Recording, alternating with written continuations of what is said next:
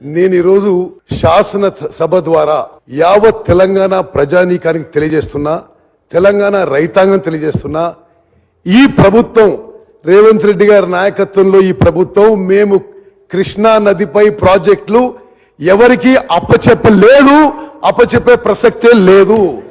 మీరు ఎక్కడి నుంచో మినిట్స్ తీసుకొచ్చి చదివి మేమేదో చేసినాం అంటే దానికి మేమెందుకు జవాబు చెప్తాము? ఎక్కడి నుంచో తెచ్చి హరీష్ రావు గారు మాట్లాడుతున్నారు అన్నారు. ఇది మీ ద్వారా వారికి పంపిస్తాయి. ఇవి ఎక్కడి నుంచో తేలే.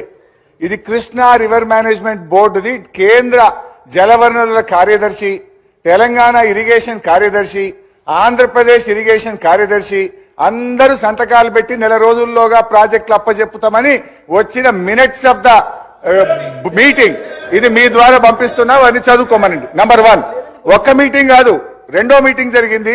రెండవ మీటింగ్ లో కూడా అధ్యక్ష, మొదటి మీటింగ్ లోనే కాదు, రెండవ మీటింగ్ లో paragraph 3 page number 2, when all the outlets are handed over to KRMB, these will be under the control of KRMB and will be manned by the staff from both the states in equal proportion.